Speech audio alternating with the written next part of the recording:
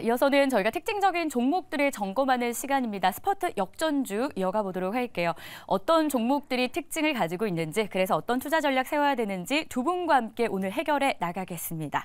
다울투자증권의 이성웅 차장, 나도투자연구소의 이재규 본부장 모셨어요. 어서 오십시오. 안녕하세요. 네, 반갑습니다. 자, 오늘 현 구간에서 지수가 조금씩 더 힘을 내주고 있습니다. 코스닥은 1% 넘게 다시 조금 더 올라간 상황이고요. 코스피 지수는 0.16%의 상승 구간을 나타내주고 있는데요. 자, 이런 시장 안에서 어떤 종목들이 강하게 움직이고 있는지, 그리고 여러분들은 어떤 종목을 궁금해하시는지 정리된 내용부터 보도록 할게요. 자, 먼저 첫 번째 종목입니다. 보시는 대로 저희가 준비한 종목 에코프로. 오늘 이야기 안 할 수가 없겠죠. 에코프로의 경우에는 오늘 장중에 움직임이 조금 있었어요. 6거래일 연속 하락하면서 장중 70만 원이 깨지기도 한 모습이었는데요. 현재는 다시 한번 반등을 시도하면서 0.8% 오름권역을 나타내며 70만 원 선은 다시 회복한 상황입니다. 악재라고 봐야 될까요? 이동채 전 회장의 주식 해킹 논란이 있었고요. 관련해서 투자 심리가 위축됐다가 현재는 앞서서 이창원 코치도 이야기해줬지만 저가 매수세가 좀 유입되고 있는 개인의 투자 심리가 반영되는 주가 흐름이다라는 분석이 나오고 있습니다. 자, 이어서 다음 종목입니다. 히림도 확인해 봐야겠죠. 글로벌 건축회사인 히림이 오늘 장중에 상한가를 기록했고요. 현재도 풀리지 않은 선에서 거래를 이어가고 있죠. 사우디와의 MOU 소식이고요. 이번 협약에 따라서 사우디에서 진행되는 각종 개발 사업과 인프라, 민관 협력 프로젝트까지 적극적으로 참여하게 됐다는 소식입니다. 자, 이어서 세 번째 종목입니다. 셀트리온 3인방인데요. 그룹 합병 기대감이 어제 나왔었고, 사실 셀트리온과 셀트리온 헬스케어는 어제 하락에서 마감했지만 셀트리온 제약이 어제 상승 마감, 그리고 오늘은 3인방 모두가 강세를 좀 시연해주고 있습니다. 어제 이 주식 매수 청구권 관련한 이슈가 뉴스로 나오면서 합병 무산 리스크도 있었는데 서정진 회장이 합병 준비금을 모두 마련했다라는 등의 좀 이런 불안 심리를 잠재우는 뉴스가 또 오늘 다시 한번 나오게 됐어요. 과연 앞으로의 행보는 지켜봐야겠지만 그럼 우리는 주식 투자를 어떻게 해야 되는지 잠시 후 정리해 보도록 하겠습니다. 자, 다음 종목은 위지트입니다. 가상화폐 관련주도 오늘 동반 강세를 보이고 있죠. 세계 최대 자산 운용사인 블랙록이 비트코인 현물 ETF를 출시할 것으로 알려져 있는데 그 기대감이 점점 더 높아지고 있습니다. 오늘 비트코인이 강하게 올라오면서 작년 5월 이후 최고점을 기록하기도 했는데요. 이 같은 소식에 관련주들의 주가가 강세를 시연하고 있죠. 특히나 위지트의 경우에 탄력이 가장 좋다라는 걸 볼 수가 있고요. 그 밖의 종목들도 다날, 우리기술투자도 강세 시연하고 있습니다.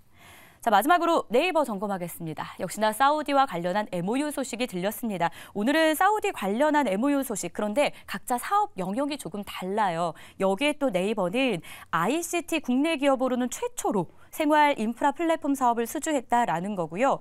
네이버 자체적으로는 첫 대규모 중동 사업이라서 더 의미가 좀 부여되고 있습니다. 오늘 관련해서 주가도 3% 고점 부근에서 거래 이어가고 있는데요. 잠시 후 전략 알아보도록 하겠습니다. 자, 이렇게 해서 오늘도 5개의 종목을 저희가 점검할 텐데 가장 궁금해하실 만한 종목을 첫 번째로 꼽아봤습니다. 에코프로인데요. 오늘 하락권에 있다가 현재는 다시 한번 반등한 상황인데 과연 투자 관점에서 저희는 어떻게 해야 될까요? 많이들 물려 있으실 것 같기도 해요. 투자 전략 알아볼게요. 두 분 팻말 들어주세요. 두 분이 살짝 엇갈렸는데 이성웅 차장님의 X 의견부터 들어보도록 하겠습니다. 2차 전지 대장이 이제는 에코프로가 아니라 포스코 그룹주로 가는 것 아니냐라는 말이 나올 정도로 이 주가의 흐름이 너무 지지부진해서 참 투심도 많이 위축되는 것 같아요. 오늘 주가의 이 반등 그리고 장중에 나왔던 하락, 이런 흐름을 저희가 좀 어떻게 해석해 봐야 될까요? 근데 예전만큼 에코프로가 화랑이었을 때처럼 이제 거래량이 좀 많이 나오는 건 아니거든요. 네. 그렇기 때문에 지금 에코프로에 대해서 물론 이제 주가가 많이 떨어지면서 오늘도 이제 60만 원대로 한번 깼죠. 근데 그러면서 이제 이 밸류에 대한 매력은 많이 높아진 건 사실이다라고 좀 말씀은 드릴 수 있겠고요. 근데 이제 에코프로뿐만 아니라 앞서서 이제 포스코 그룹주로 바뀌지 않냐. 라고 했지만 지금 이제 전기차 이 소재 그리고 이 배터리 셀 기업들도 전부 다 지금 주가가 좀 많이 빠지고 있거든요. 그렇기 때문에 뭐 에코프로만 놓고 봤을 때의 문제가 아니라 제가 본다고 하면은 좀 관망하는 심리가 많이 있다라고 네. 판단이 되고 있거든요. 그렇기 때문에 주가가 계속 떨어진다라는 고 할 수는 없지만은 여기서 이 비중을 좀 늘려가는 전략보다도 제가 봤을 때 우선 일단은 좀 지켜봐야 되는 게 맞다라고 좀 생각이 되고 있고요. 지금 이제 에코프로뿐만 아니라 다른 2차 전지 관련주들 같은 경우에도 역시 어떻게 보면 성장주잖아요. 네. 뭐 그런 점에서 미국의 고금리나 여러 가지 부분에 있어서 이 지금 주가가 크게 좀 유동성이 들어올 만한 모멘텀이 부족한 건 사실입니다. 그렇기 때문에 지금 제가 본다고 했을 때도 에코프로도 그렇지만은 어떤 큰 대규모 장기 계약 뭐 이런 부분이 있어야 거래량과 함께 주가가 올라갔을 때 그때 정도의 매수 타이밍을 잡는 게 낫지 않을까라고 좀 생각이 좀 되고 있고요. 지금 이제 뭐 판가 하락이나 뭐 이런 부분에 있어서 우호적인 상황은 아니기 때문에 좀 지켜보면서 매수 관점을 잡는 게 좋지 않을까. 그래서 X가 아니라 어떻게 보면은 좀 중립 의견을 좀 말씀드리도록 하겠습니다. 이게 지금 뭐 좋다 안 좋다를 논할 단계가 아니다. 뭐 이렇게 이야기가 좀 들렸어요. 유동성도 좀 부족한 상황이고 거래량이 들어올 때 오히려 그때를 저희가 매수할 수 있는 기회로 보자라고 조언을 해주셨는데요. 2차 전지가 그럼 에코프로만의 문제가 아니라 전체의 투심도 약화된 상황 그리고 이걸 이끌 만한 모멘텀도 굉장히 부족하다는 의견인데 동의하십니까? 그럼에도 일단 오해 의견을 주셨거든요. 네, 굉장히 동의하는 바이고요. 네. 지금 전체적으로 이제 2차 전지 시장에 대한 부담감은 분명히 있습니다. 하지만 제가 말씀드리고 싶은 부분은 굉장히 단기적인 낙폭이 과하다라는 거죠. 그래서 지금 이제 보유하고 계신 분들이야 좀 입장 차이가 있겠지만 산다 안 산다 둘 중에 하나를 고르자면 저는 지금 입장에서는 산다라는 의견을 드리고 싶습니다. 일단 낙폭이 너무 과하다라는 부분이 있고 그리고 지금 실적이 다 나왔습니다. LG 에너지솔루션 잘 나왔고 에코프로 그룹주들은 잘 못 나왔고요. 그리고 오늘 실적이 나온 포스코 그룹주들 같은 경우도 실적이 잘 나오진 않았는데 오늘 이제 이 관련되어 있는 기업들이 낙폭을 굉장히 키우거나 무섭게 빠지고 있지는 않습니다. 물론 장 초반에는 많이 빠졌지만 지금 에코프로 같은 경우도 양봉 전환을 계속해서 시도를 하고 있는 상태이기 때문에 일단 낙폭 과대에 따른 반발 매수세는 어느 정도 들어올 가능성이 높다라고 보고 있습니다. 그리고 이제 4분기로 가면서 업황 자체도 조금씩 개선될 수가 있기 때문에 전 일단 단기 낙폭 과대에 따른 반발 매수세는 들어올 수 있다라고 보고 있습니다. 근데 이제 여기서 중요한 것은 4분기 때 2차 전지에 관한 업황이라든지 기업들의 실적 자체가 실제로 개선이 돼야지만 추세적인 반등으로 이어질 가능성이 높고 만약에 그런 부분들이 체크가 되지 않는다라고 한다면 이번 반등 이후에 다시 한번 밀릴 수도 있으니까 이런 2차 전지의 업황 자체의 추이를 좀 살펴보실 필요가 있다라는 말씀을 드리겠습니다. 조금 2차 전지 자체를 볼 필요는 있다. 그러니까 이 깊은 관점에서는 두 분의 의견이 거의 흡사했어요. 다만 지금 이재규 본부장님은 2차 전지 낙폭이 너무 과하다라는 측면에서 반발 매수세 유입을 기대하면서 단기 관점에서의 매수가 괜찮겠다라는 그런 오해 의견이었습니다. 여러분들도 한번 참고해 보시길 바라겠고요. 자, 그러면 이어서 두 번째 특징주로 넘어가 볼게요. 사우디 관련한 MOU 소식이 들린 히림입니다. 건축회사죠. 글로벌 안에서도 나름 좀 이름이 있는 것 같아요. 여러 글로벌 시장에서 수주를 좀 따내고 있는 상황인데 현 구간에서 상한가 아직도 안 풀리고 있거든요. 어떻게 저희가 이 종목에 대해서 투자 의견을 가져볼 수 있을까요? 두 분께 한번 여쭤볼게요. 이 히림은 저희가 투자 어떻게 해야 되겠습니까? 팻말 들어주세요. 다시 한번 엇갈렸는데 이번에는 이성웅 차장님이 오해 의견을 들어주셨습니다. 사우디 MOU 소식이 호재고요. 중동 지역에서 발빠르게 좀 움직이고 있습니다. 매수한다라고 하셨는데 그럼 기간을 좀 어느 정도로 저희가 설정해 볼까요? 우선 기간을 뭐 굳이 설정할 필요 없는 것 같고요. 어떻게 네옴시티에 대한 부분은 계속 이제 어떤 시장에서 모멘텀으로 계속 나올 가능성이 크거든요. 왜냐하면 구체적인 상황이 되고 그래서 네옴시티 관련주에서 이 종목들을 슬림할 필요도 있다라고 좀 생각이 되고 있는데 다 아시다시피 이제 가장 큰 수혜주는 이제 한미글로벌을 꼽고 있는 상황이고 그 다음에 제가 좀 봤을 때도 이 관련주 중에서도 이 히림이 가장 좀 적당하지 않나라고 생각이 드는 게 히림 같은 경우에도 2012년에 사우디 쪽에서의 수주에 대한 부분에 있어서 설계한 적이 있었거든요.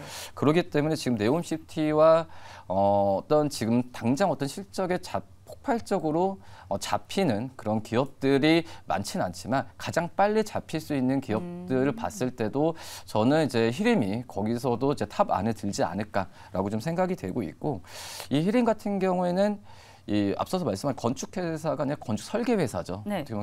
이 히림 건축 설계 사무소 이렇게 좀 얘기도 많이 되고 있는 상황인데, 그만큼 이제 어떤 설계나 이런 부분에 있어서도 뭐 건축회사와 틀리게 어떤 그 재무적인 부분에 있어서도 뭐 유가나 원재료 이런 이 리스크가 많이 없는 종목이거든요. 네. 뭐 그러기 때문에 지금 히림에 대한 지금 상한가로 물론 진입해서 이 가격에 대한 부담은 있긴 하지만 만약에 히림이 10,000원 정도로 깨고 어떤 조정을 받았을 때는 저는 매수 관점으로 좀 접근해도 나쁘지 않다라고 생각됩니다. 그럼 포트폴리오에 네옴시티 관련주들 딱 한 종목을 꼽는다라고 한다면 히림도 괜찮겠습니까? 그렇죠. 이제 한미글로벌 그다음에 히림. 네. 그러니까 네옴시티 관련해서 종목들이 굉장히 많잖아요. 그러니까요. 네, 그 중에서 좀 이제는 슬림화해서 이제 너도 나도 이제 종목들 잡는 게 아니라 이 히림 같은 종목들 담아도 나쁘지 않다라고 생각이 됩니다. 네옴시티 관련주 정말 많은데 선별 작업을 한다 했을 때 히림도 괜찮다라는 의견이셨고요. 그러면 반대로 X 의견을 주신 이재규 본부장님은 어떤 관점에서 지금 가격이 너무 높아서 그렇습니까? 그렇죠. 오늘 이제 상한가에 네. 들어가서 X 의견을 드렸는데 방금 전에 회장님이 말씀하신 것과 저도 동일합니다. 사실 여기서 좀 더 밀려 내려오게 된다면 이 사우디 모멘텀이 지속될 가능성이 높기 때문에 저도 이제 밀려 내려오면 이제 5의 의견을 드리고 싶습니다. 네. 근데 지금 이 히림 같은 경우는 사우디 투자부와 뭐 현대건설과 해서 3자 업무 협약을 했다라는 내용이 나오고 있는데, 지금 이제 이 사우디 네옴시티 쪽에 관련되어 있는 기업들 같은 경우는 시장에서는 일단 지금 테마주로서 판단을 하고 있습니다. 다만 제가 봤을 때는 이게 장기적으로 봐도 네옴시티 쪽에 대한 메리트는 분명히 부각될 가능성이 높기 때문에 조정을 받을 때 조금 더 조정을 받아서 좀 더 유리한 가격이 된다라고 한다면 이 네옴시티 관련 특히 사우디나 중동 쪽에 관해서는 오히려 좀 긴 호흡으로 봐도 괜찮지 않을까 이런 생각이 들기 때문에 지금 시장에선 너무 테마로만 엮여 있지만 추후에는 이게 실적으로도 반영될 가능성이 있습니다. 그래서 이런 부분들까지 참고를 하신다면 지금 이제 오늘은 상한가에 진입을 한 상태지만 나중에 좀 말씀하셨던 것처럼 10,000원, 9,500원대를 이탈하게 된다면 그때는 뭐 매수 관점으로 보셔도 시장에서 괜찮은 결과물을 만들어낼 수 있을 거라 보니까 참고하시면 될 것 같습니다. 두 분이 지금 O와 X로 저희가 굳이 팻말을 들어달라고 했기 때문에 들어주신 거지 실제로 내용은 거의 흡사했어요. 다만 지금 이재규 본부장님이 O를 드신 이유는 오늘 상한가라는 이 단기적인 관점에서의 의견이었고요. 가격은 9,500원을 이탈한다면 그때 조정 시 매수 괜찮겠다. 히림에 대한 의견이었습니다. 자, 그럼 다음 종목도 보겠습니다. 셀트리온 3인방을 저희가 준비해봤는데요. 그룹 합병 기대감이 있습니다. 오늘은 세 종목 모두 오늘장 고점 부근에서 나란히 거래를 이어가고 있는데요. 자, 현 구간에서 과연 매력 있을까요? 두 분 팻말 들어주세요. 두 분 다 오해 의견으로 일치가 됐습니다. 이성웅 차장님부터 한번 여쭤볼게요. 서정진 회장의 이 적극적이면서도 굉장히 의지적인 행보가 사실은 오늘 투자 심리에도 좀 도움이 되지 않았나라는 생각이 들어요. 어쨌든 리더의 입김이 세잖아요. 그렇죠. 앞으로도 이 힘 받아서 셀트리온 3사가 좀 고공행진할 수 있는 계기가 되겠습니까? 그래서 이제 어떤 이제 합병에 대한 부분에 있어서 주가도 떨어지고 오르고 좀 반복을 했던 상황인데, 근데 이제 합병한 이후에 셀트리온 그룹주들의 어떤 그 행보 그리고 이 경쟁력을 봤을 때는 저는 좀 좋게 좀 평가를 하고 있다라고 좀 생각이 되고 있고요. 지금 셀트리온 그룹주들 같은 경우에도 이제 뭐 램시마나 또 이제 유플라이마 같은 이제 신제품에 대한 출하 비중이 많이 높은 상태거든요. 근데 이제 뭐 셀트리온 그룹주들의 이런 신약 같은 경우에도 해외 쪽에서의 경쟁사가 굉장히 좀 많죠. 뭐 얀센이나 좀 많기 때문에 오히려 좀 합병을 했을 때의 이 원가, 그러니까 만약 가격을 경쟁사 낮춘다고 한다면은 뭐 그거에 대한 좀 대응이 좀 필요한데, 그렇기 때문에 합병이나 이런 부분에 있어서 이 원가에 대한 비중도 좀 낮출 수 있고, 뭐 그런 점을 본다고 한다면 이 가격 경쟁력에서도 이 합병에 대한 부분은 분명히 좀 도움이 되지 않을까라고 좀 생각이 되고 있고요. 지금 제약바이오 업종 안에서도 이 셀트리온이나 이 대형주들이 유일하게 좀 실적이 잘 내고 있는데, 그런 점에서 이 셀트리온 그룹주들은 합병에 대한 부분은 실적을 계속 좀 올라갈 수 있을 만한 어떤 모멘텀이 되지 않을까라고 좀 생각이 되고 있고, 이제 합병에 대한 부분 전후로 했을 때 이거에 대한 이슈로 이제 주가가 에 대한 상관계성은 좀 떨어질 가능성이 크거든요. 네. 그래서 앞으로 전망을 본다고 한다면 이 부분은 분명히 도움이 되지 않을까라고 판단됩니다. 지금 계속해서 이야기해 주신 게 뭐 신약 판매가 미국에서 승인된 뭐 이런 이야기, 신약에 대한 어떤 모멘텀도 중요하게 포인트로 잡아주셨는데 사실 제약 관련한 종목들이 신약이란 모멘텀이 있으면 뭐 상한가로 직행하는 종목들도 저희가 되게 흔히 볼 수 있잖아요. 그거 치고는 많이 못 움직이고 있다. 왜 이렇게 주가가 재료는 많은데 좋은 것들이 있는데도 못 간다. 저희가 어떤 이유를 좀 봐야겠습니까?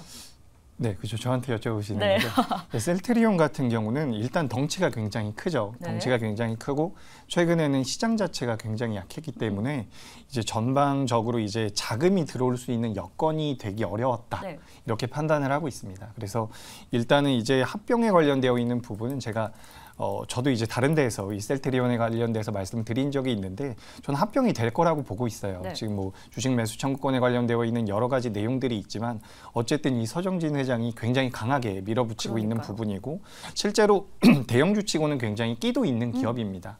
그리고 기술력도 굉장히 뛰어나죠. 그렇기 때문에 지금 이 셀트리온 같은 경우는 오늘 이 거래 대금이 많이 붙으면서 올라오고 있는 현재 모습이 저는 굉장히 좀 의미가 있다라고 보고 있습니다.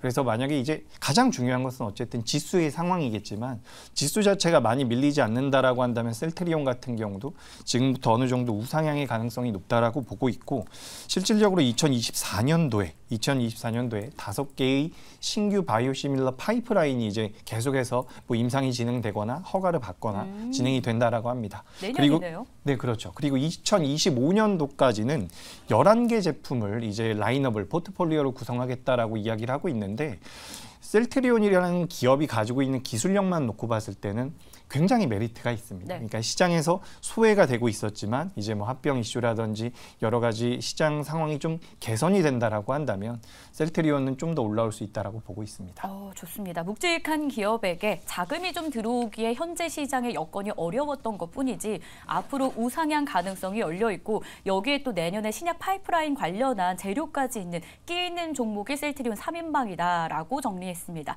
두 분 다 셀트리온에 대해서는 매수 괜찮다라는 의견이었고요. 자, 그러면 이어서 다음 종목도 한번 열어볼까요? 가상화폐 관련주들의 급등 저희가 어떻게 해석해야 될까요? 오늘 탄력 가장 좋은 종목은 위지트거든요. 이 종목에 대한 투자 의견 들어보겠습니다. 팻말 들어주세요. 네, 두 분의 의견 엇갈렸는데 먼저 오해 의견을 들어주신 이성웅 차장님께 여쭤보고 싶습니다. 비트코인이 오늘 좀 급등을 했어요. 근데 궁금한 게 비트코인이 급등하면 국내 관련주들한테 어떤 호재가 있는 건지 이 기업들과의 연관성 저희가 뭘로 찾아봐야 되겠습니까? 솔직히 말씀드리면은 큰 관계는 없지 않나 그래요? 라고 생각이 되고 있고요. 네. 뭐 위지트 같은 경우에도 이제 자회사 이 T사이언티픽이 이 빗썸과 뭐 관련되는 뭐 그런 좀 특수관계 이런 얘기 나와주고 있는데 네. 이게 뭐 비트코인 가격이 오른다고 해서 위지트가 이쪽에서 실적이 나온다라고 볼 수는 없겠죠. 뭐 그런 점에서 봤을 때는 제가 근데 왜 오를 들었냐고 한다면 이제 위지트 같은 경우에는 이 반도체나 디스플레이 쪽에서의 이 장비, 핵심 부품을 만드는 그런 기업이거든요. 그런 점에서 봤을 때 지금 주가는 이 어떤 비트코인의 가격과 많이 움직이긴 하지만 이 위지트 같은 경우에도 뭐 상부 정글, 하부 정글 여러 가지 이 기술력에 대한 부분을 좀 좋은 기업이지만 말씀드렸던 이 비트코인의 이런 사업성이 좀 많이 가려져 있는 그런 상황이라고 좀 볼 수 있겠고요. 네. 그렇기 때문에 이 주요사, 그러니까 반도체 쪽과 디스플레이, 또 노광 쪽이나 이런 부분에 있어 수주나 이런 부분은 꾸준하게 좀 나와주고 있는 기업이기 때문에 위지트에 대한 오후 의견보다도 주가가 한번 좀 이 변동성이 좀 적었을 때 위지트에 대한 종목을 재평가할 필요가 있지 않을까 해서 제가 오를 말씀드렸습니다. 재평가의 관점에서 그러니까 주가는 비트코인 관련해서 움직이긴 했지만 이 기업 자체가 하는 일을 보면 반도체 부품과도 좀 연관이 되어 있고 이 사업성, 기술력을 볼 필요 있다라는 관점에서 산다의 의견이었습니다. 그럼 이재규 본부장님은 안 산다의 의견이었어요. 어떤 관점이었을지 궁금한데요. 네, 저는 일단 이 위지트라는 기업 같은 경우는 테마성이 지금 강해서 오늘장에서는 그렇죠. 네. 그렇기 때문에 지금 테마성으로 엮여서 움직이고 있는데 내용을 살펴보면 이 비트코인이 미국의 그 미국 증권거래위원회에서 ETF 승인을 할 가능성이 있다라는 내용이 시장에서 나오고 있는 상황입니다. 근데 이 현물 ETF가 상장을 하게 된다면 현물 쪽에 자금이 많이 들어올 가능성이 높다라는 내용 때문에 비트코인이 급등을 했고 그와 관련돼서 이제 우리나라의 가상화폐 거래소가 큰 게 이제 업비트라든지 빗썸이 있는데 빗썸과 이제 기타 특수관계자로 좀 엮여 있으면서 이제 테마성 주가 흐름이 좀 나오고 있다라고 보고 있습니다. 근데 오늘 비트코인의 가격을 보셨는지 모르겠지만 네. 굉장히 많이 올랐더라고요. 급등했죠. 너무 많이 올라와서 이게 다시 한번 올라가기에는 좀 시차가 있지 않을까라고 생각이 돼서 현재 위지트가 비트코인 가격 상승에 따라서 테마성으로 엮여서 변동성이 나왔다라고 한다면 조금 더 이제 기간 조정을 한번 바꿔서 변동성을 키우지 않을까. 그러니까 비트코인이 올라갈 때 올라갈 수 있다라고 한다면 시차가 좀 있을 거라고 생각을 하기 때문에 저는 X의 의견을 드렸습니다. 알겠습니다. 위지트에 대한 두 분의 의견을 들어볼 수 있었고요. 자, 마지막 종목만을 남겨두고 있습니다. 네이버의 오늘 상승 저희가 어떻게 바라봐야 될까요? 현 구간에서도 역시나 강세를 시현하고 있죠. 뭐 6%가량 오름권역 나타내는데요. 투자 의견 어떤지 들어보겠습니다. 팻말 들어주세요. 네, 두 분 다 모두 오의 의견으로 일치가 됐습니다. 자, 이번 수주가 네이버 자체에는 의미 있는 모습인데 내용부터 좀 정리해 주신다면요. 네, 뭐 이게 트윈 사업이라고 할 수 있겠죠. 그래서 이제 현실에 있는 그 사물을 뭐 가상으로 구현하는 그런 플랫폼 기술이라고 좀 볼 수 있겠는데, 근데 중요한 부분이 이 사우디 뭐 수도를 중심으로 이런 부분을 이제 사업을 시작할 텐데 사우디의 다른 국가들로 이 부분이 좀 다른 도시들 쪽으로의 이 수주나 이런 부분이 늘어날 가능성이 있다라는 겁니다. 뭐 그렇기 때문에 이 해외 쪽, 사우디를 비롯한 이 부분 잘 나가게 된다고 한다면 뭐 중동 쪽 그리고 다른 해외 쪽에서의 수주도 계속 일어날 가능성이 크다라고 좀 판단이 되고 있고요. 그리고 이제 네이버에 대한 이 지금 3분기 실적에 대한 우려감이 좀 있었는데 그 부분은 주가에 좀 과도하게 좀 반영이 되지 않았나라고 싶어서 지금 현재 구간에서 오늘 이 거래량과 함께 반등을 했을 때는 한번 매수 관점으로 들어가도 괜찮지 않을까 생각이 되고 있고요. 뭐 광고 경기가 그렇게 좋지는 않습니다. 하지만 다른 자회사에 대한 실적, 새로운 그 신사업에 대한 부분이 4분기부터 본격적으로 실적으로 잡히게 된다고 한다면 지금 구간은 확실하게 좀 저평가이지 않을까라고 좀 판단됩니다. 네, 저평가의 매력까지 이야기를 들었습니다. 자, 그렇다면 이번 수주 좀 네이버의 경쟁력이 입증됐다. 뭐 이런 기사들도 많이 있더라고요. 의미 있게 봐도 되는지 본부장님 의견 어떠세요? 네, 그렇죠. 뭐 1,000억대의 수주가 나왔는데 저는 굉장히 긍정적으로 보고 있습니다. 그리고 일단 그 모멘텀을 가지고 있는 상황인데 전체적으로 네이버 같은 경우도 낙폭이 굉장히 과했죠. 그리고 중순에 우리나라 이제 올해 중순에 AI 관련돼서 메리트가 어느 정도 부각되면서 쭉 올라왔다가 뭐 실망 매물이 나왔는지 매물이 좀 나오면서 지수 영향까지 받아가면서 좀 낙폭이 많이 나왔는데 우리가 또 어떻게 보면 경쟁사라고 할 수 있는 카카오 쪽에서 여러 가지 불협화음들이 좀 나오고 있는 상태이기 때문에 상대적으로 좀 반사이익도 받을 수 있지 않을까라고 하는 그런 의견도 드리고 싶습니다. 그래서 오늘 저는 셀트리온 그룹주도 마찬가지고 네이버도 마찬가지고 우리나라에서 좀 대형주들 일부에 굉장히 좀 의미 있는 자금이 들어왔다라고 보고 있어요. 지금 우리 코스피도 그렇고요, 코스닥도 그렇고 차트를 좀 보시면 아랫꼬리가 굉장히 길게 달려 있습니다. 그래서 이제 몸통보다도 훨씬 더 긴 아랫꼬리가 달려 있는데 이렇게 된다면 우리 시장 자체도 저점을 좀 잡아가지 않을까라는 기대가 있습니다. 그런 관점에서 보자면 낙폭이 과하고 어쨌든 수주 모멘텀이 계속해서 나오면서 미래성장 산업으로 부각이 될 수 있는 이 네이버의 사업부 같은 경우는 계속해서 좀 메리트가 있을 가능성이 높다라는 거죠. 그리고 실제로 지금 사우디 쪽과 관련돼서 건설 쪽과 이 IT 쪽이 계속해서 이제 구분이 된다라고 보시면 되는데 아까 히림도 그렇고 이렇게 지금 말씀드리고 있는 네이버 같은 경우도 단기적인 모멘텀도 있겠지만 추후에 중동 시장에 대한 우리나라 기업들의 진출 메리트까지도 계속해서 이어질 가능성이 높기 때문에 저는 좀 긍정적으로 보고 있습니다. 좋습니다. 이렇게 해서 네이버에 대한 두 분의 매수 괜찮겠다라는 의견, 그 이유까지 체크를 해봤고요. 자, 이어서는 간략하게 저희가 두 분이 생각하시는 유망한 종목들을 한번 열어보려고 해요. 현구간에서 어떤 종목을 갖고 오셨을지 궁금한데 보겠습니다. 자, 먼저 이성웅 차장님은 HK이노엔이고요. 이재규 본부장님은 솔루엠인데요. HK이노엔부터 좀 간략하게 들어볼까요? 역시 먼저 K캡에 대한 해외 쪽에서의 매출에 대한 기대감이 네. 크다라고 좀 판단되고 있고요. 그리고 이제 국내 쪽에서 본 사업이라고 할 수 있는 일반적인 그 약품 그리고 수액 그리고 판매 부분이 잘 되고 있거든요. 근데 좀 그 전에 HK이노엔이 이 오버행 이슈에 대한 부분이 3분기 때 상당 부분 해소됐다라는 평가가 많기 때문에 주가가 이제 10월 달에 조정받다가 다시 한번 좀 3일 연속 가고 있는데 그런 점에서 보면은 HK이노엔 단기적인 매수 관점으로 접근해도 크게 무리가 없지 않을까라고 좀 생각이 되고 있고요. 올해보다도 내년의 실적이 지금 추정치가 좀 높아지고 있는 구간에서 지금 현재 들어도 괜찮지 않을까 판단됩니다. 알겠습니다. 자, 그러면은 이어서는 이재규 본부장님의 탑픽을 한번 들어보겠습니다. 네, 저는 오늘 솔루엠이라는 기업을 네. 준비했습니다. 이 솔루엠 같은 경우는 그 ESL이라고 해서 우리가 마트 같은 데 가면 가격표에다가 이제 전자적으로 표시를 해주는 그 ESL을 생산하는 기업인데 전 세계적으로 약 2위권의 점유율을 가지고 있습니다. 경쟁 상대가 한 군데밖에 없다라고 할 정도로 거의 독과점 형태로 계속해서 진행이 되고 있는 사업 분야인데 이 사업 분야 같은 경우는 지난 10년간도 굉장히 크게 성장을 했지만 앞으로도 계속해서 성장할 가능성이 높다라고 하는 거죠. 그렇기 때문에 솔루엠 같은 경우는 사실 최근에 코스피와 코스닥 종합주가지수 자체가 어려운 상황임에도 불구하고 상대적으로 견조한 모습을 보여왔었고 이런 부분들이 계속해서 부각이 된다라고 하는데 오늘도 좀 올라오고 있는데 네. 여기서 이제 지금 가격대를 좀 말씀드려보자면 37,000원대에서 거래가 되고 있는데 여기서 이제 31,000원대를 넘어서게 된다면 8월 달에 고점 부근까지도 충분히 시세가 붙을 수 있다라고 보니까 이런 기업들 같은 경우는 지수 대비 좀 강하게 움직임 나올 수 있으니까 체크해 보시면 도움이 될 것 같습니다. 네, 이렇게 해서 오늘도 스포트 역전주 두 분과 함께 알아봤습니다. 오늘 말씀 고맙습니다. 감사합니다. 고맙습니다.